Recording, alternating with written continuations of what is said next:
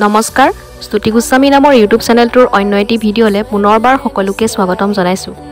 আজি মই আপোনালোকৰ মাজলৈ আগবঢ়ালোঁ আমৰ আচাৰৰ এটা ৰেচিপি। আমৰ আচাৰৰ ভিডিঅ' মই আগতে দিছোঁ, কিন্তু মই এই আমৰ আচাৰবিধ অকণমান বেলেগকৈ বনাইছোঁ। সেয়েহে ভাবিলোঁ ৰেচিপিটো আপোনালোকৰ লগত শ্বেয়াৰ কৰোঁ। আহক তেনেহ'লে দেৰি নকৰি এই ভিডিঅ'টো চাই লওঁ।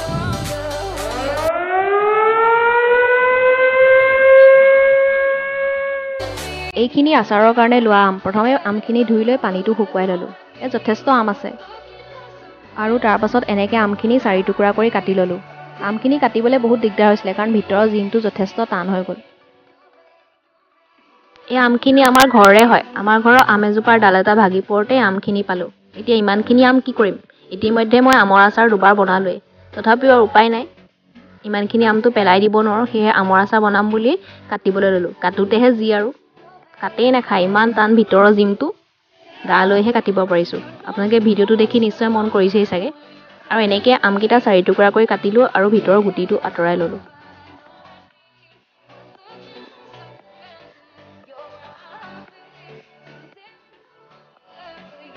ফাইনেলি আমখিনি কাটি হৈ গ'ল। এতিয়া এখন কটাৰীৰে মই আমখিনিৰ পাছফালে অকণমান কাটি দিম, যাতে নিমখত দিওঁতে ইয়াৰ মাজত নিমখটো ভালদৰে সোমাই যায়। আৰু আপোনালোকে আমৰ আচাৰ বনাওঁতে প্ৰথমে আমখিনি ধুই পানীটো শুকুৱাই ল'ব, কটাৰ পাছত নধুব আৰু।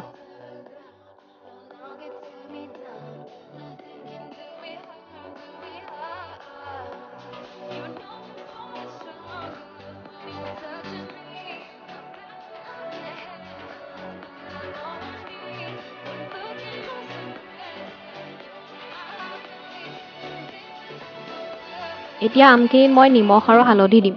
নিমখটো অকণমান বেছিকৈয়ে দিম, কাৰণ আচাৰত নিমখটো অকণমান বেছিকৈয়ে লাগে।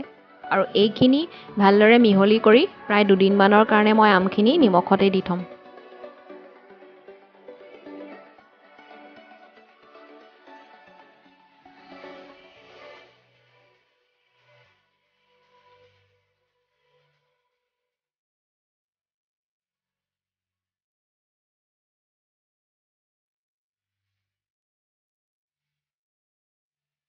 নিমখ হালধিখিনি ভালদৰে মিহলি কৰি ল'ব, যাতে প্ৰতি টুকুৰা আমৰ গাতে লাগি যায়।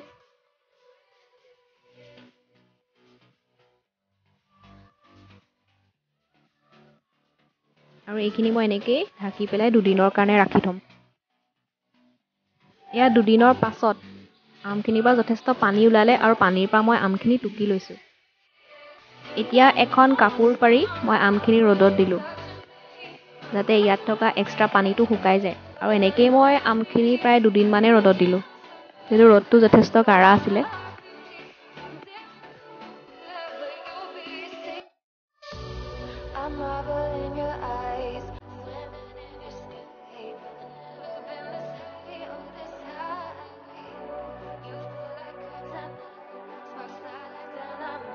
এয়া আচাৰৰ কাৰণে লোৱা মছলা। ইয়াত আছে 750 গ্ৰাম সৰিয়হ, 50 গ্ৰাম আছে ৰেড চিলি পাউডাৰ, আৰু লগতে ইয়াত 100 গ্ৰাম পাঁচফোৰণ, কেইটামান শুকান জলকীয়া, 50 গ্ৰাম জিৰা, 50 গ্ৰাম চফ আৰু 50 গ্ৰাম জনি। এইখিনি মই ভালদৰে মিহলি কৰি ল'ম। মিহলি কৰি পেলাই এটা শুকান কেৰাহীত এইখিনি ভাজি ল'ম।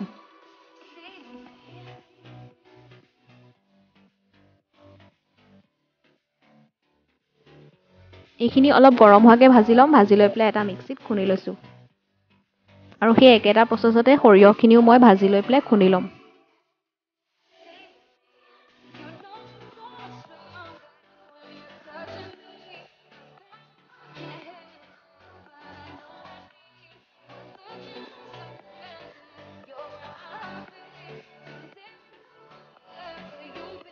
এয়া 2 দিনৰ পাছত আমখিনি।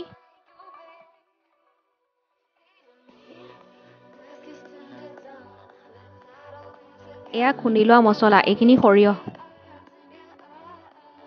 পূৰা মিহি কৰি দিয়া নাই। আৰু এতিয়া ইয়াতে মই বাকী এই মছলাখিনি মিহলি কৰি ল'ম।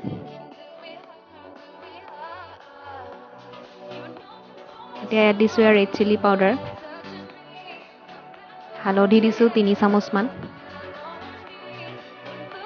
চেনি দিছোঁ অলপ, আৰু দিছোঁ নিমখ। আৰু এয়া মই সকলো আন্দাজমতে দিছোঁ। আৰু এইখিনি মই ভালদৰে মিহলি কৰি ল'ম। আপোনালোকেও নিজৰ আন্দাজমতে দিব। এতিয়া মই ইয়াত দিম 300 ml ভিনেগাৰ। ভিনেগাৰখিনিও মছলাখিনিৰ লগত মই ভালদৰে মিহলি কৰি ল'ম।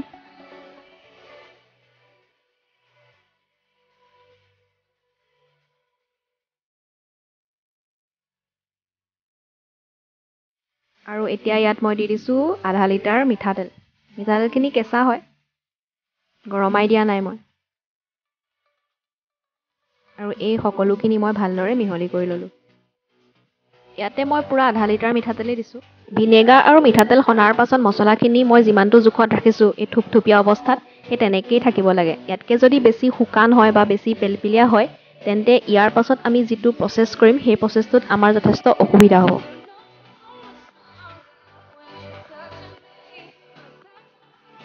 এই মছলাখিনি সানি হৈ গ'ল। এতিয়া মই এনেকুৱা এটুকুৰাকৈ আম লৈ পেলাই মছলাখিনি আমটুকুৰাৰ ওপৰত সানি দিম।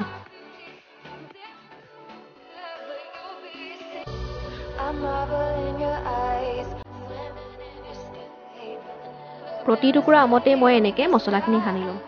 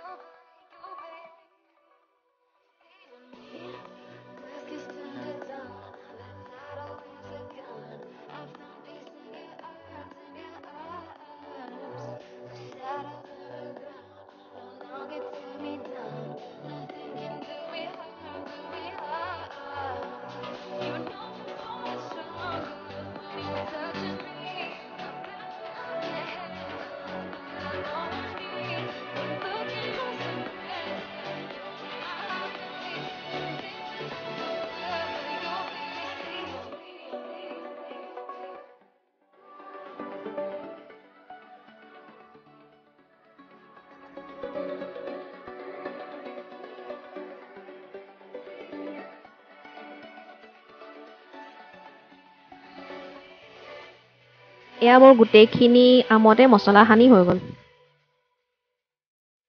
এতিয়া এটা পাত্ৰত মই অলপমান মিঠাতেল লৈ লৈছোঁ আৰু এই মছলা সানি থোৱা আম কিপিচ এনেকৈ মিঠাতেলত ডুবাই ডুবাই বেলেগ এখন থালত থৈ গৈছোঁ। গোটেইখিনি আমেই মই এতিয়া এনেকৈ মিঠাতেলত ডুবাই ডুবাই বেলেগ এখন থালত ৰাখি যাম।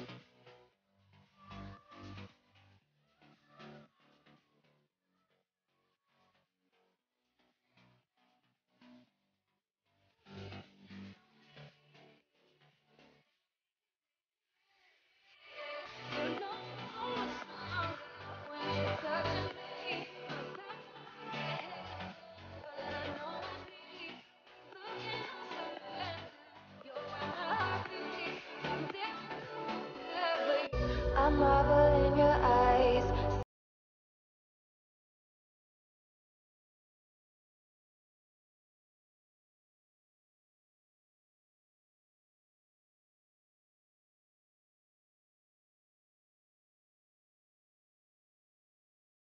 ৰেডি হৈ গ'ল। এতিয়া মই এটা শুকান কাঁচৰ বটলত এইখিনি ভৰাই লৈ তাতে মই আৰু অলপ মিঠাতেল দি দিম আৰু এনেকেই মই আমখিনি প্ৰায় 10 দিনমান ৰ'দত দিম আৰু যদি কণ্টিনিউ ৰ'দত 10 দিন দিয়া হয় তেন্তে 10 দিনৰ পাছত এই আমখিনি খোৱাৰ উপযোগী হৈ যায়। আশা কৰোঁ আপোনালোকে আমৰ আচাৰৰ এই ৰেচিপি ভিডিঅ'টো চাই নিশ্চয় ভাল পালে। ভিডিঅ'টো শেষলৈকে চোৱাৰ কাৰণে সকলোলৈকে থাকিলে বহুত বহুত ধন্যবাদ। পুনৰ এটা নতুন ভিডিঅ'লৈ অহাৰ প্ৰতিশ্ৰুতিৰে আজিলৈ বাই বাই।